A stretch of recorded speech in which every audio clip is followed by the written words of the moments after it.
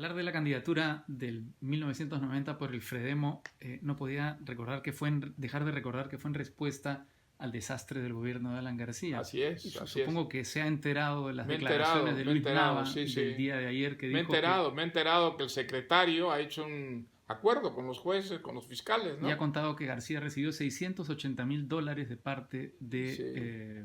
de Odebrecht. Bueno, había... ¿Cómo quedará García frente al juicio de la historia? Yo creo que va a quedar muy mal. Que va a quedar sobre todo como una persona que aprovechó el poder para enriquecerse.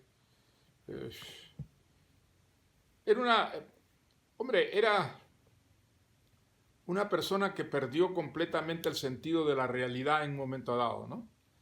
Como tenía esa facilidad de palabra, se consideraba, y probablemente lo era, tan por encima de sus propios partidarios. Entonces pensó que podía gozar de impunidad absoluta para todos los excesos que cometía, que podía engañar a la gente. En fin, mi impresión es que la historia no le va a perdonar, ¿no?, los excesos que cometió y sobre todo los robos, ¿no?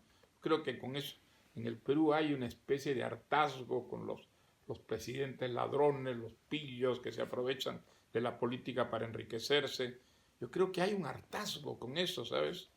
Y que eso en cierta forma es hoy día una realidad, ¿no?, que está detrás del apoyo, por ejemplo, que ha tenido Vizcarra al cerrar el Congreso. Ha tenido un apoyo clarísimo de un porcentaje muy grande de la población, porque ve en este Congreso, pues, lo que con este Congreso ha sido una verdadera vergüenza, ¿no?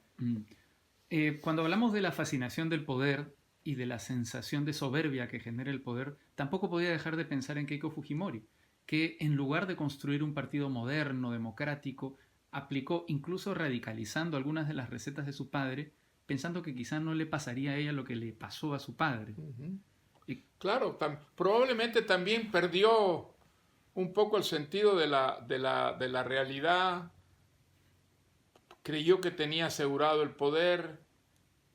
La derrota que le infligió Kuczynski es algo que no le perdonó nunca, y entonces yo creo que ese deseo de venganza en cierta forma trastornó completamente la vida parlamentaria en el Perú, porque el fujimorismo se dedicó, pero fundamental, con el apoyo del APRA, ¿no? Bueno, con el apoyo del pequeño grupo de diputados apristas, a tratar de impedir que Kuczynski hiciera un gobierno, ¿ah?, que gobernara, y entonces a sabotearlo, a censurarle a los ministros, hasta crear una situación realmente imposible en el Perú,